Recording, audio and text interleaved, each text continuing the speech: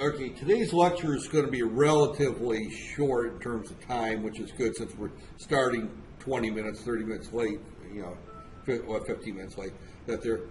But this is the first time that you're going to write your own programs and you're going to use the compiler. And I don't want to cloud the lecture with any other new material other than getting the first program to work So let me go through the slides first. Okay. No, it's okay. Go ahead and have a seat. Turn on your computer, though. You'll need the computer. So this is chapter 2 out of the slides. I posted them on Facebook about half an hour before class. Of course, you were all over at getting your red, green, purple coupons or whatever it is over at the student services, which I understand it allows you to have a place to sleep in the hostel, right? And that's more important than attending to my class. You need a bed at night, right? At least I need a bed at night.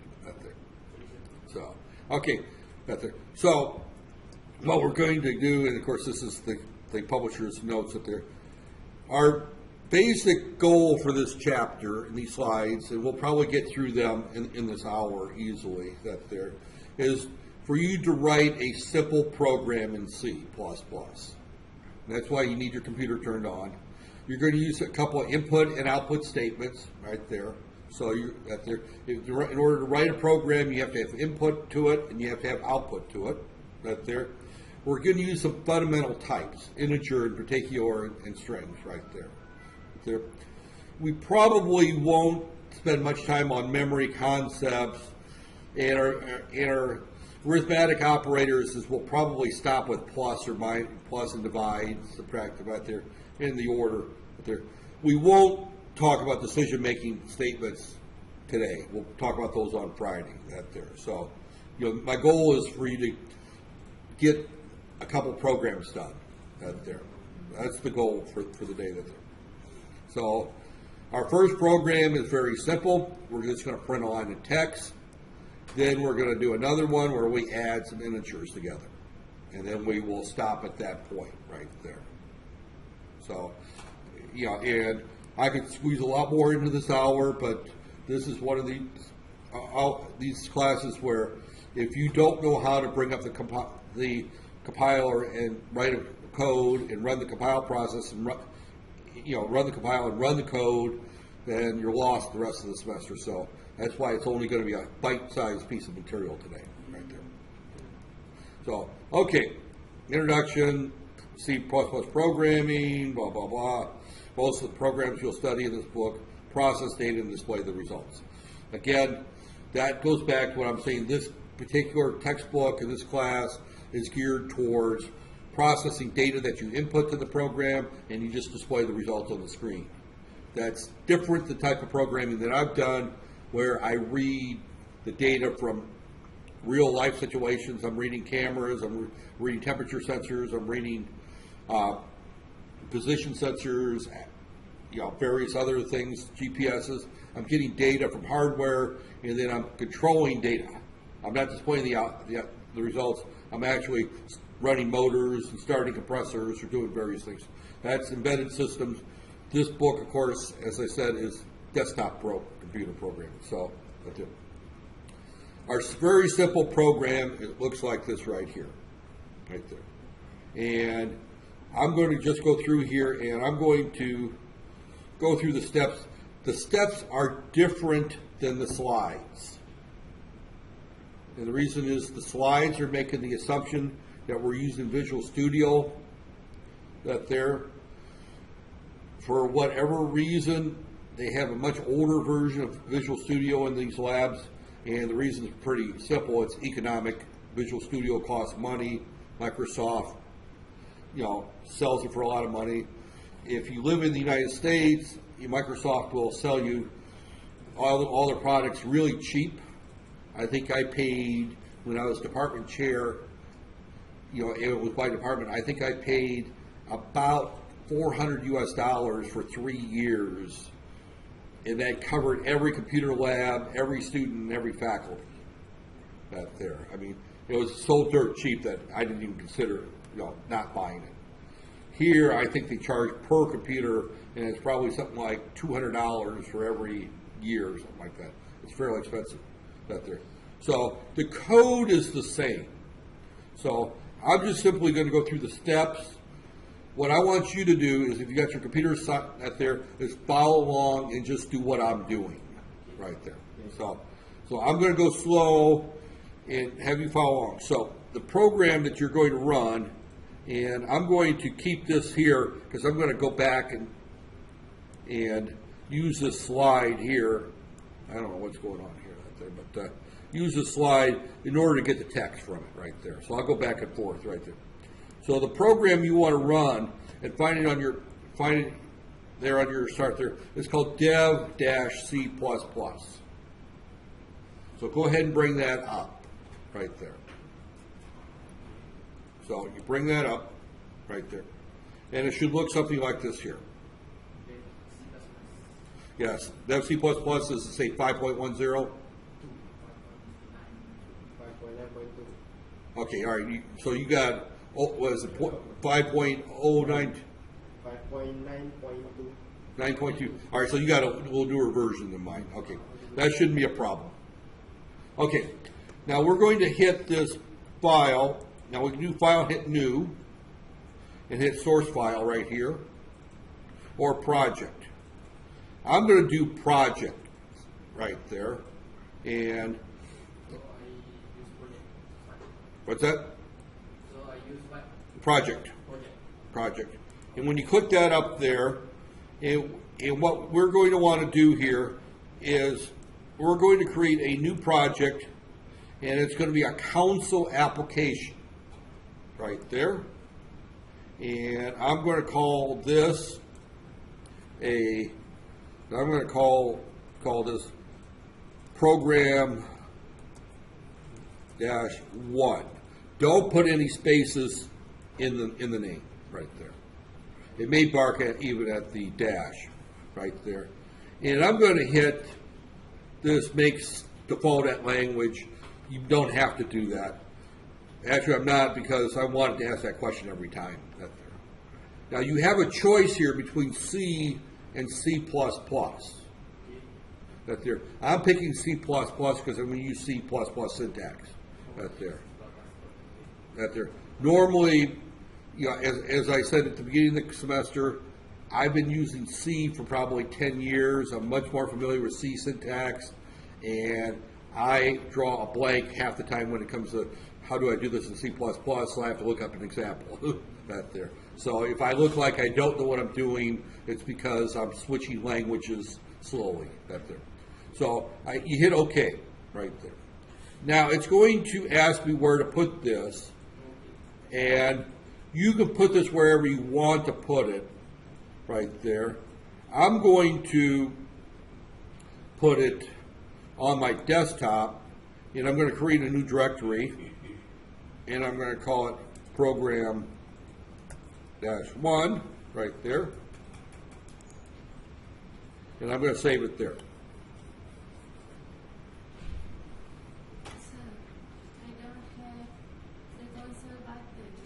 You don't have, let me, hold on there. Which button don't you have? New project right there.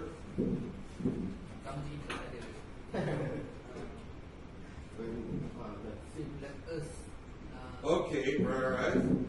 Let me see whether we can do.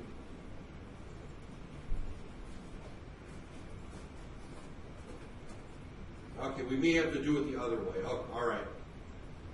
Okay, let me go back and let me start over again. Okay, evidently your setup is different than mine. That there. So, that there. And I've ran into that in this lab before. So, let me close mine and restart it. Right there. And now I'm just going to hit new source file right there. So again, and what I'm going to do there, now in this particular case, it's going to open up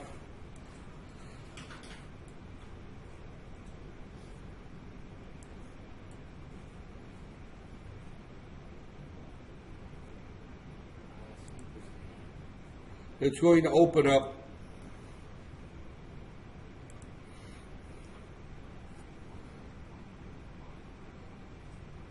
and my eyes aren't good enough to see this right there.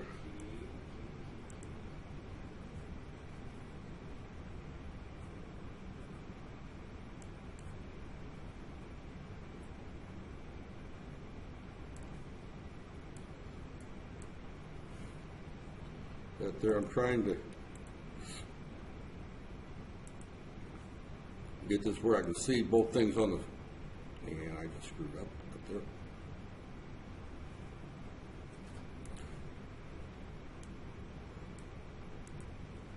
Okay, I'm just going to start copying that there. This is my first C++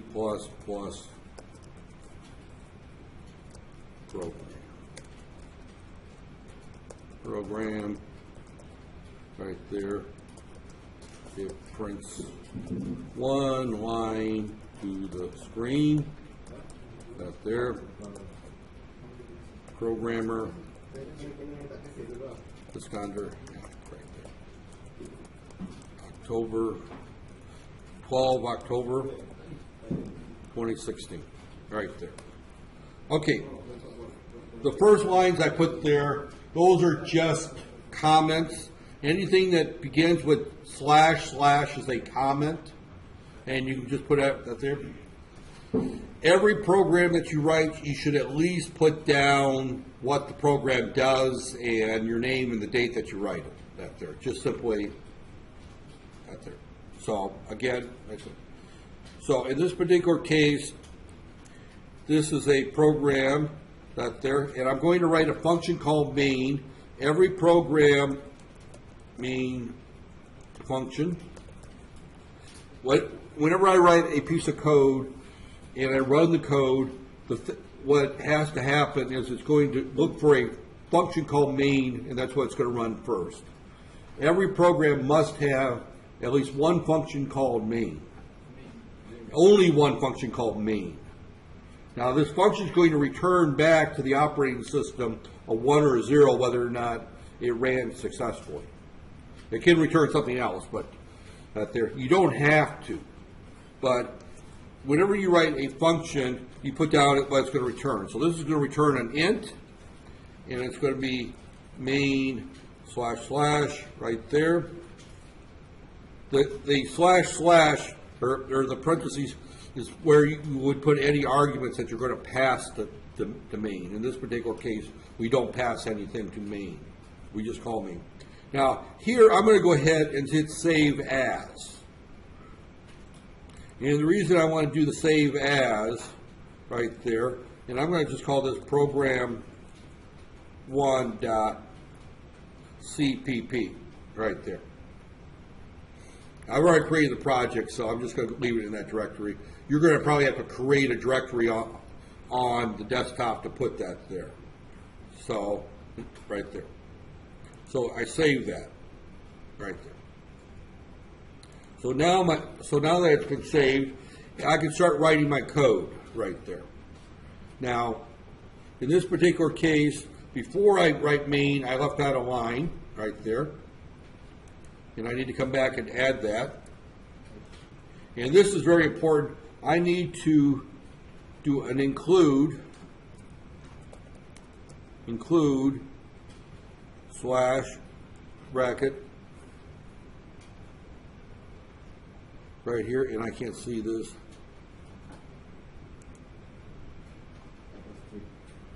Let me just go to here and IO stream, okay.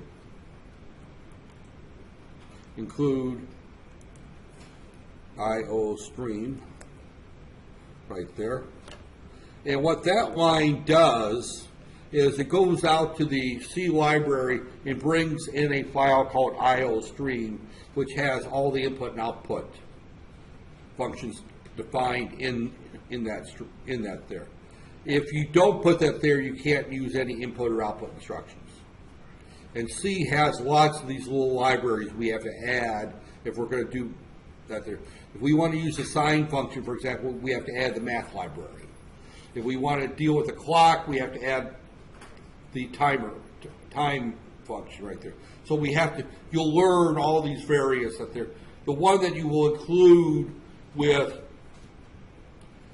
all C++ programs is going to be IO stream. That just has to be put in your mind that every program has to have that line, # include IO stream. If you leave that line out, it will not work. And that's just an easy way to remember that there. It's just part of the basic instructions.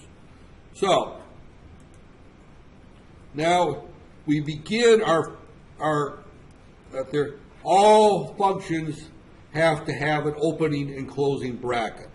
Now notice, the reason I saved this earlier is this compiler knows that I'm writing a C++ program. And knowing that it's C++, it helps me with the syntax a little bit right there. So when I put the opening bracket in, it automatically put in the closing bracket right there. So, right there. So, and here, notice it also did the indent there. Now, again, I'm going to open this up just so that I can see the syntax there. All right. We're going to use our standard I/O that there, and we're just going to write a message to the screen. This line here does, cout is the console. That's your screen. And we're going to stream to it the message, welcome to C++, ! The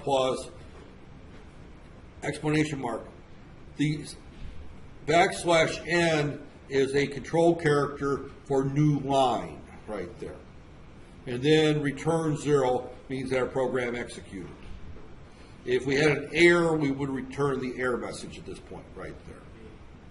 So this is our entire program. And of course it does one thing, it just prints one line right there. So,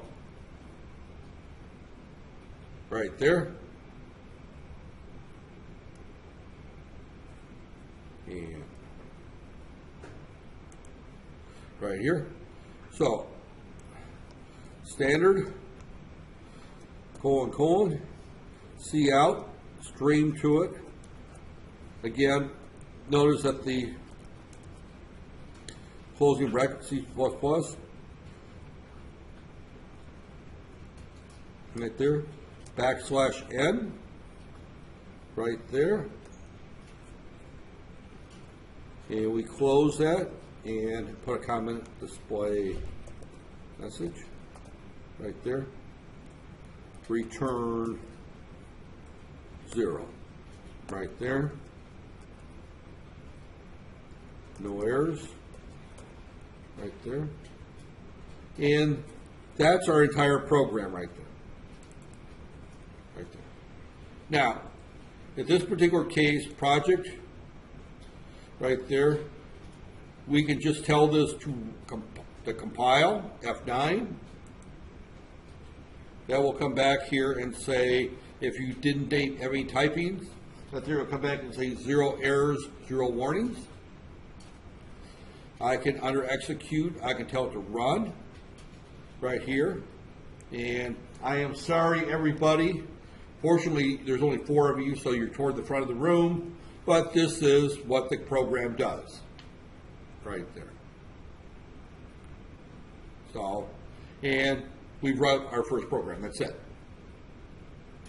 If you're asked to turn this in, I would say, I usually tell people to just give me a screenshot of this here along with the code right there.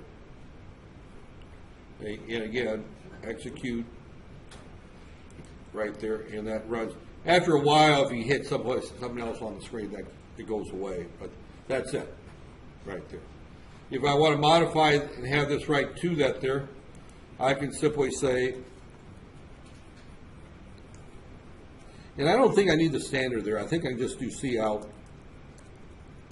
Let me get there.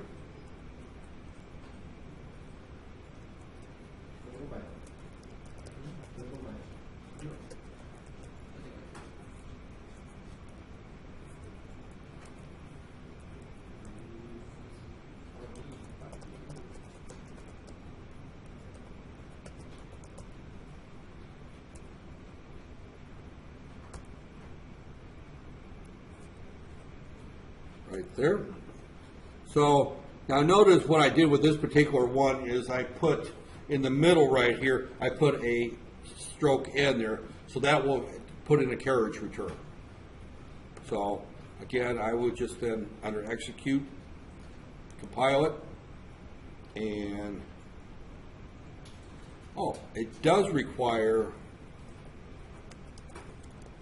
the standard that there. It does require that there.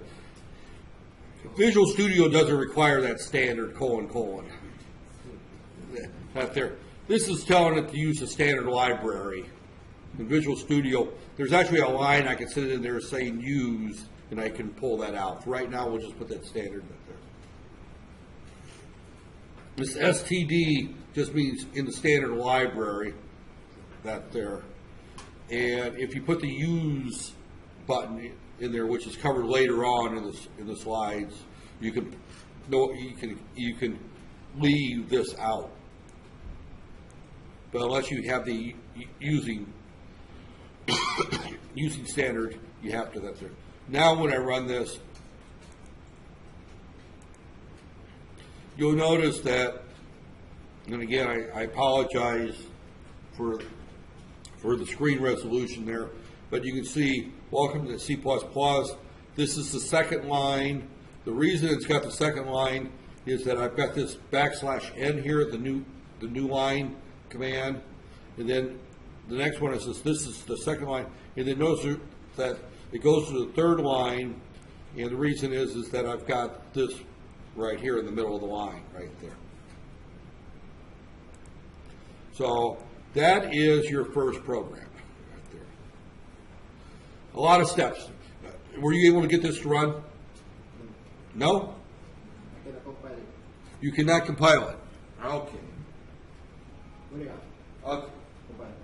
Okay, let me check here. I remember, can I have one of your seats up there?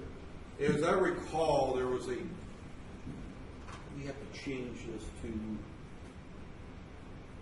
what is mine set to up there? 4.8.1.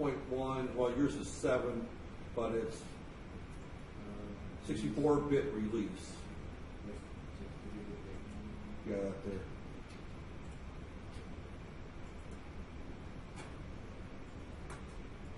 Okay. Yeah, okay. All right.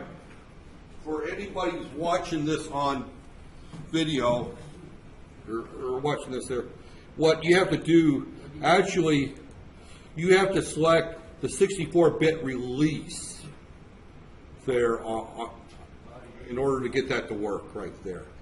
Now, that's funny because mine says a older version of Dev-C, but it's a newer version of the compiler. That there, I've got version 4.8.1 of the compiler, right there. And incidentally, this program here, Dev-C++, you see this here where it says GCC? That's the, yeah, it just changed it to 64-bit release. I think they default to 32-bit there. What's happened is your computers have got the 64-bit version of Windows on it, and the compiler is trying to run the 32-bit version of the compiler. Yeah, I forgot about that from last session, that we had to change all those to 64-bit right there. So you also got the debug. If I recompile it with the debug option under execute, then I can do the, if you run debug, there's a way, under the debug, there's a tool, a way that you can step through.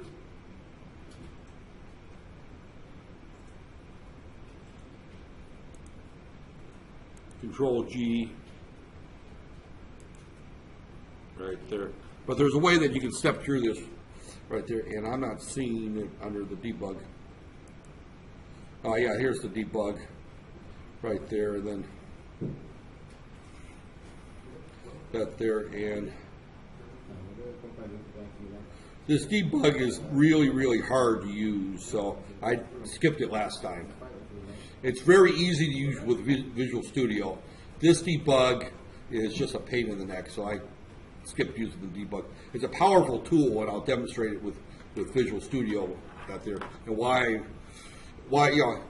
that there. And I should make the comment here is that Microsoft puts a lot of money and time and development in designing Visual Studio, and it's worth it if you do this for real work to use Visual Studio versus using the shareware. It's a much better environment. But because UDKL is a university, universities as a general rule don't make a lot of money. That there, although as students, if you look at the tuition bills, you think that they must make a lot of money, but they don't. That there, and my old university back in the U.S., we charged a lot more tuition than they charge here, and we still lost money like crazy every year. We had to go to the government and ask for money to keep the university open. That there, and companies there gave us free software. Unfortunately, the way Malaysia's tax laws are written and the location of all these companies, universities here don't get the benefits that Western universities get in terms of free software and free tools out there. So, all right, that's your first program. Did everyone get it working? Now that we've solved all of our little problems out there. Okay, now I'm just going to go back to the slides here at this point. Right there. That's our first program. The rest of these slides here kind of go through what each line does in more detail. I already mentioned the / just simply says the remainder of the line is a comment. If I put the / at the beginning of the line, then that there. Sometimes you will see people put their comments in boxes, where they will start with a / and then put a bunch of stars across that there, and then put a star at the beginning of each end of each line, and they'll put their comments in a box. You won't see the // but you'll see the ampersand or the / and then the /. That way they don't have to put the / at the beginning of each line.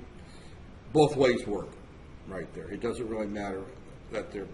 Anything between the / and the / is ignored by the compiler. So I use that if I want to comment a whole block of code out for debugging purposes, and I think I'm getting an error somewhere in this range. I will comment that out and compile and see whether it will compile. But comments are a very powerful tool. That's there. Anytime you do something unusual, comment why.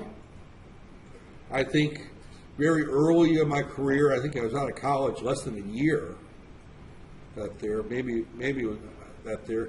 I was working for a company. I probably mentioned the company several times. It was my first job out of college, Magnavox, and I was writing some software for them out there. And I was writing some C code, or Pascal. I was writing Pascal code. It wasn't C code. It was Pascal at that time.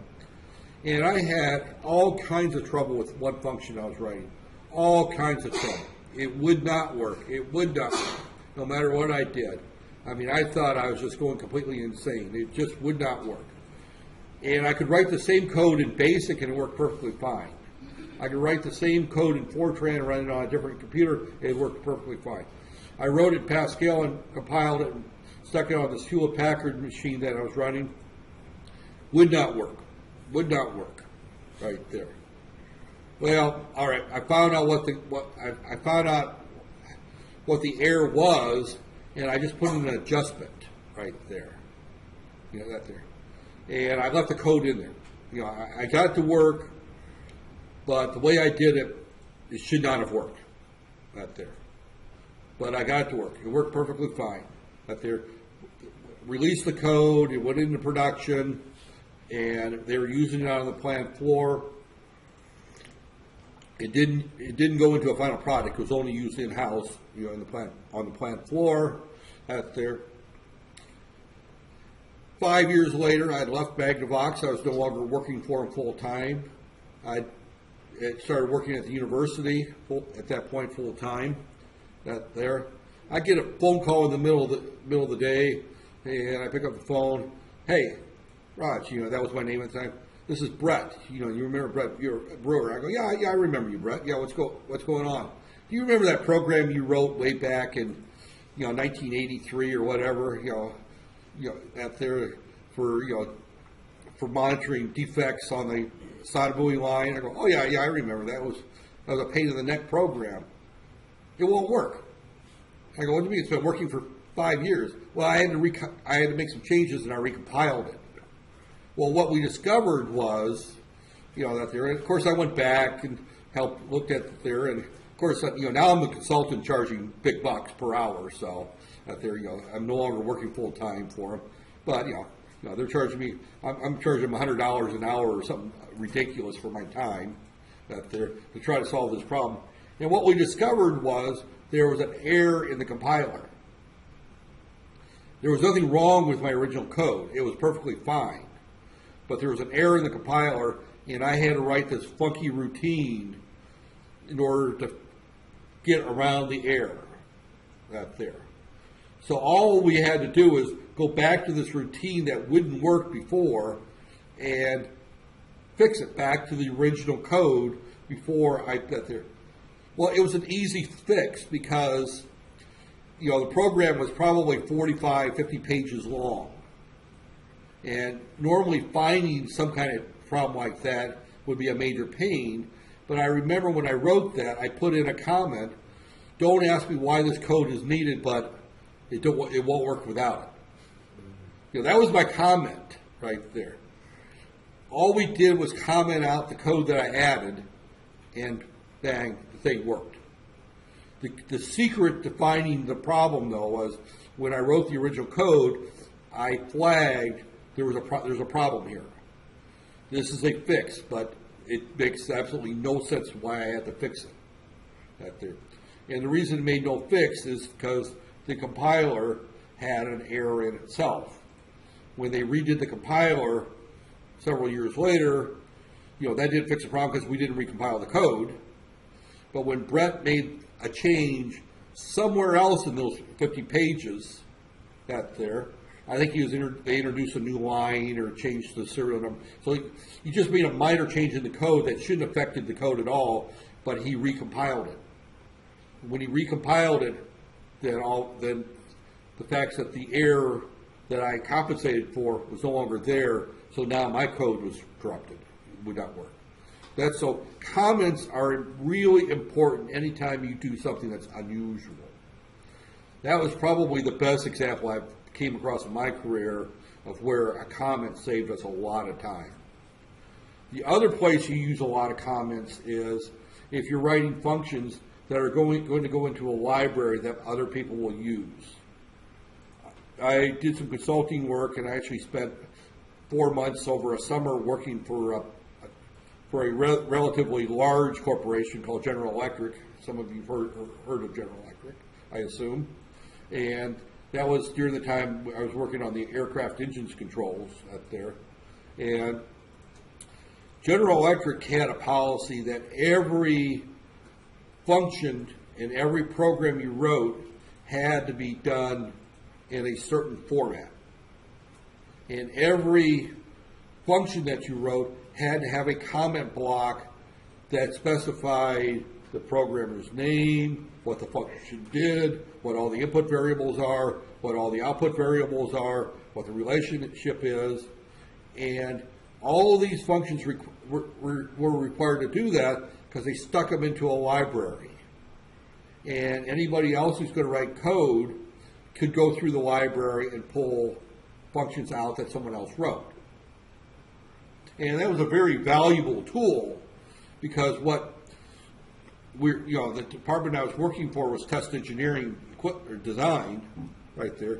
And what they designed was equipment that went on the plant floor that would test a piece, a new engine controller to verify that it's working. So this particular software that we wrote had to talk to oscilloscopes, had to talk to function generators, had to talk to relay panels, all kinds of equipment. Well, if you're going to write software to do that, it's really nice to not have to rewrite the function to set up the oscilloscope in a certain way. I mean, everybody, in the plant use the same oscilloscope. Every piece of test software use that oscilloscope, so why not have one working function and everybody shares it? Right there. It saves a lot of time. Right there. So comments are important right there. And if you do code development, you'll find that some companies are very, very particular. They probably made, cute quality control here look tame the way that they would come down and scream at you if you didn't follow their format exactly. Right there. So every program should begin with a comment that describes the purpose of the program. What are you going to do? Okay, the preprocessor, I already talked about that there. This is include IO streams, notifies that the stream header file, IO stream, has to be included because we're going to be using streaming functions right there. So I already talked about that there. So that star include, parentheses IO stream is just needed that there. Forgetting to include it, just going to generate errors when you try to compile it right there. So again, if you use blank lines, spaces, tabs, it just makes it easier that there. If you look at the code right there, you can see that this is indented in. I put that there. I could write this all in one big line and it would still work, but it's a lot easier to read the code line by line right there. Back when I first started programming in Fortran, one line of code was one punch card. Right there. So this particular code would require 14 cards in the reader right there. So, but there. Another note is that every line in C that's an executable line ends with a semicolon. That there, you probably would have caught that there. So, right there. So main is part of every program. I mentioned that there. The parentheses after main indicate that it's a program building block called a function. All functions will start with what the function returns. Now I could put the word void down, means the function returns nothing, or I can tell in this particular case it's int, and the parentheses is just telling it that this is a function, and their empty parentheses means that we're not passing anything to this function. Later on we're going to write functions, we're going to pass variables to the function, and those variables will be included inside the parentheses right there. And okay, right there. So every program has to have one and only one function named main. Main is your starting point going into the program. If you have two functions with the same name, you can't, the compiler will throw up anyway and just say, predefined function or something like that. But again, but you will have one and only one main in every program. If you leave main out, it will not compile right there. Int means that it returns an integer right there. You can have it not return anything if you don't want right there. The left brace and the right brace just simply tell you the body of the function. Everything in the two braces is the function right there. You have a statement to perform an action. This is, I call that an executable line. They're together, the quotation marks that they're, but again, the semicolon is a station that they're. Preprocessors like the include do not have the semicolon at the end. Right there. And this is C out right there. This is a standard output stream.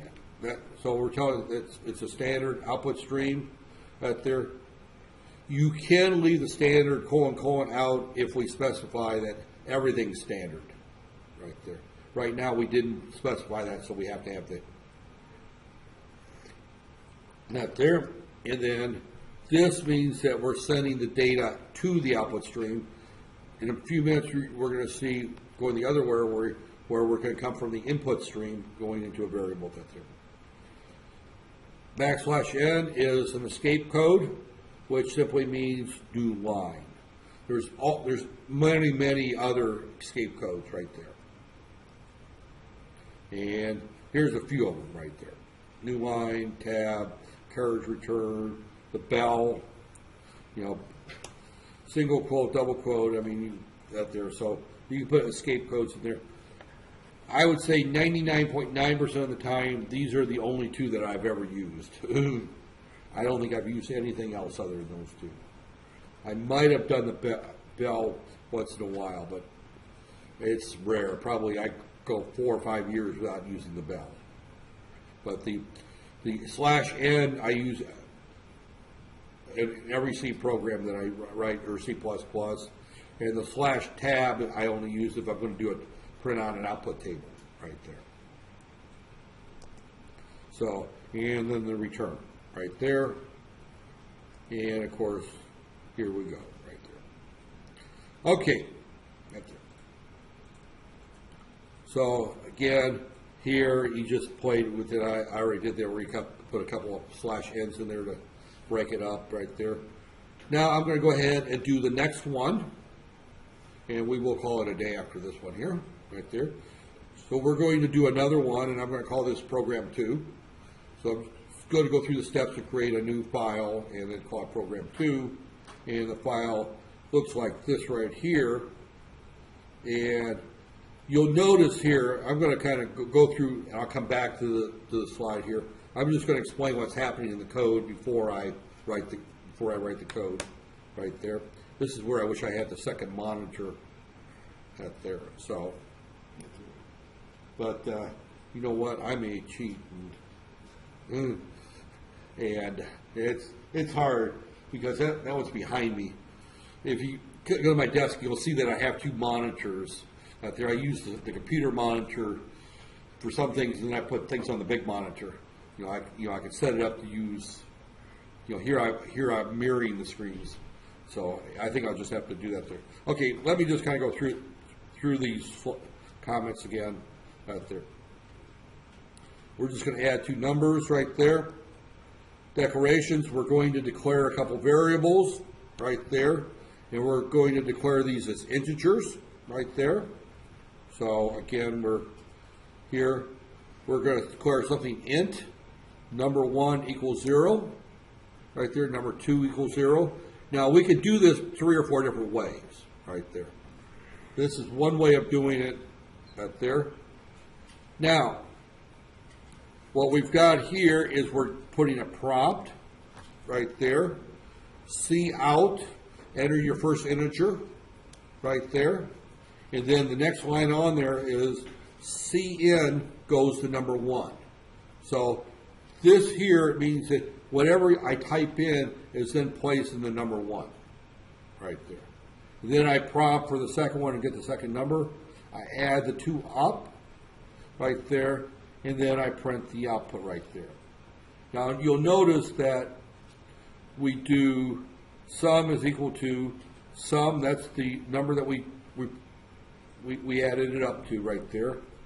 And then we use, out of the standard library, the end line code right there. And I'm still going crazy seeing the standard everywhere right there. So, that standard, that'll go away in the next couple of class, or next class or 2 right there. So let me just kind of jump in here and right there, and here I'm going to close this. File close. I'm just going to, right there, I'm just going to open it back up again. And as we recall, you can't do a new project, so I just hit the new button right here, new source file, right here. And I'm going to save it right at the beginning, right there. File save as.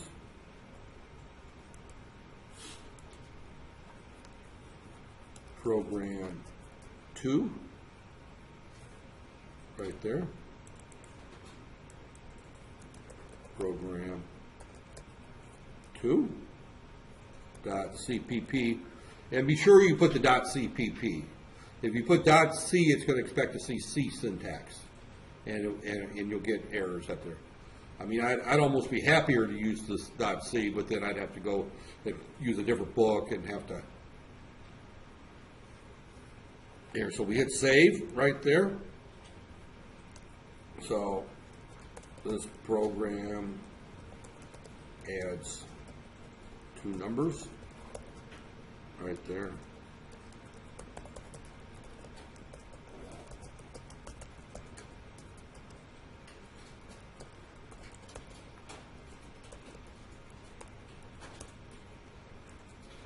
Right there. Include standard. And I have to remember the spelling of this right here. You know, it's probably easier if I just do it that way. Include IO stream.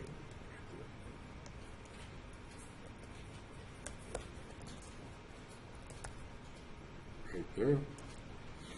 The reason I'm struggling there is in C, it's include standard IO dot H out there. It's a different name, and as I said, if you use one language for 10 years and now I'm switching, I'm going to have to go back and look at this. And that kind of brings me to another comment that there is that it's more important that you understand the concepts than the actual syntax.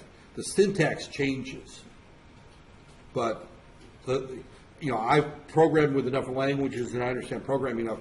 I can switch languages fairly easily, but I have to keep looking up the syntax. And then after a while, I get used to it. So include IO stream. I think that's the only thing that's there. Yep. So now we int main right there. Right there. And then I'm just going to go ahead and put in my 2 numbers. Int num1 equals 0. Int num2 equals 0.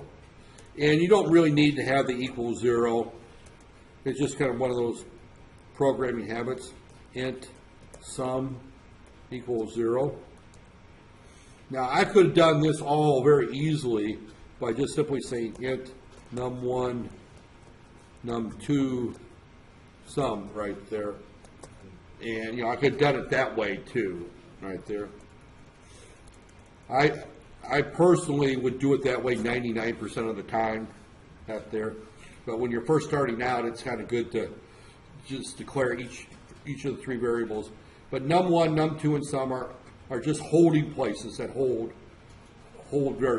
information right there. So I'm not going to get into a lot of memory concepts at this point, just to know that these are integers. That's what int means, and we're going to do that there. So then we're going to go ahead and we're going to do the standard cout. Right there. Enter number 1, colon, right there. Right there. And then we could do standard cn. Now notice that the point arrows go the other way. Num1. Okay, let me check my syntax again out there. Yep, that looks good right there. Standard cout. Enter number 2, colon.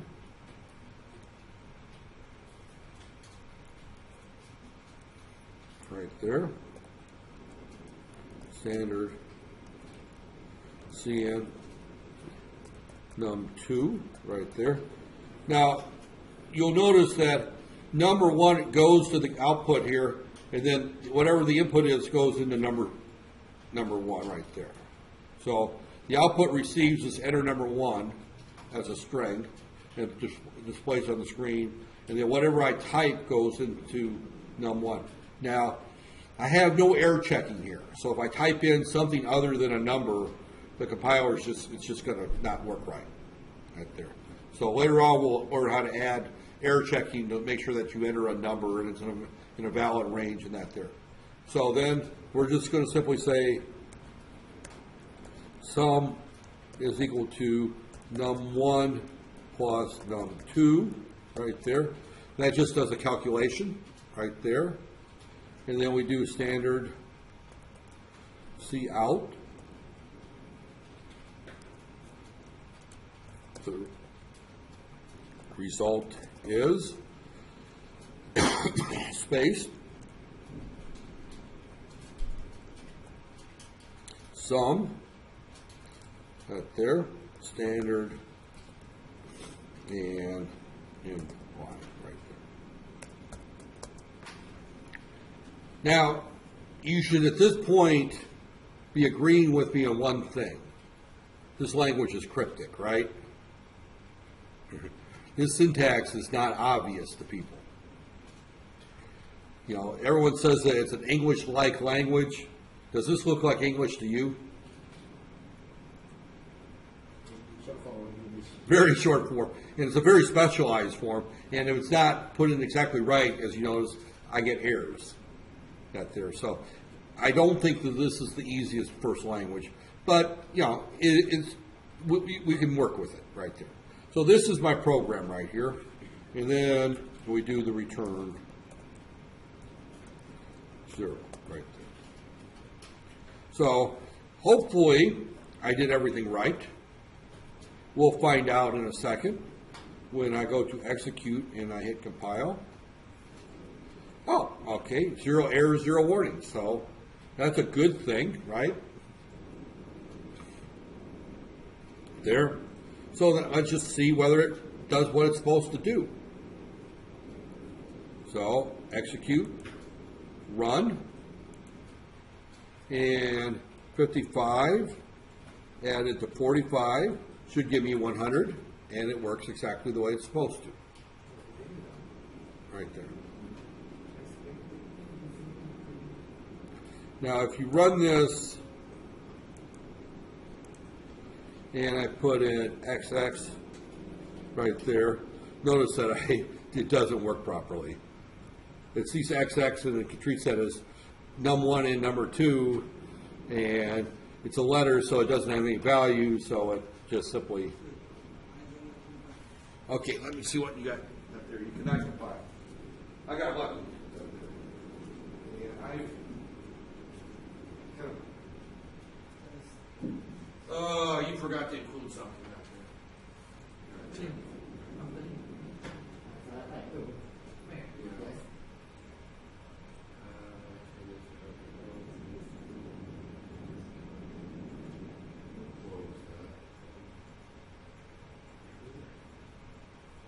You know what?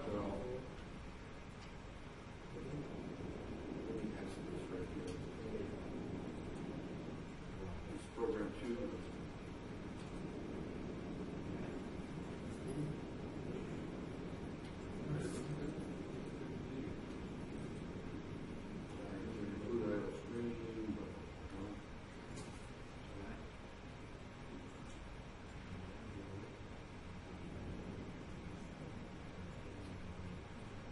Okay, what's going on here?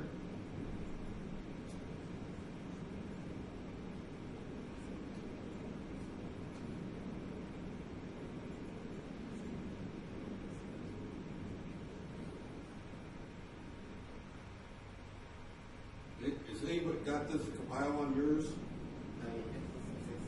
What's that? You got success? Yeah, his has got something funky going on. Well, you're in debug mode. Let's put it back to release mode.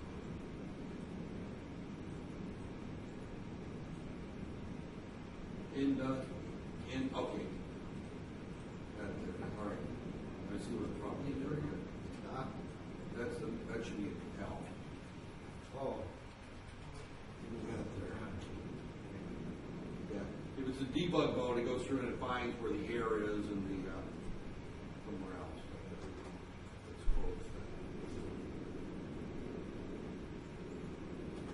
that. Now.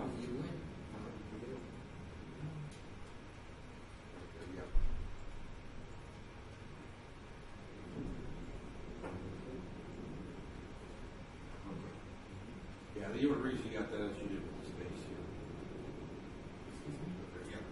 you're okay. Yeah. Yeah.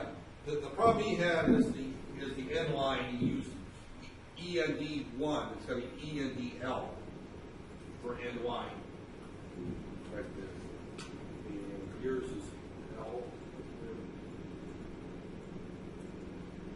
Okay, let's, yeah. Go back to 64-bit.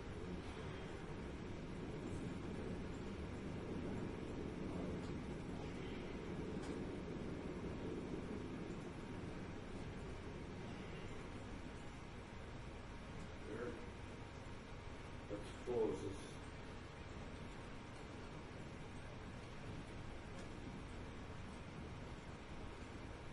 Okay, yeah. Yeah, there's nothing wrong with your code. It's just, yeah. Yeah, the selection of the right compiler, I left mine in debug, it should be release. Right there. You should be 64-bit release. Right there. This is the way that should be set up there all the time. Right there. So, has everyone got that to work? Okay. In which case, yeah, now L.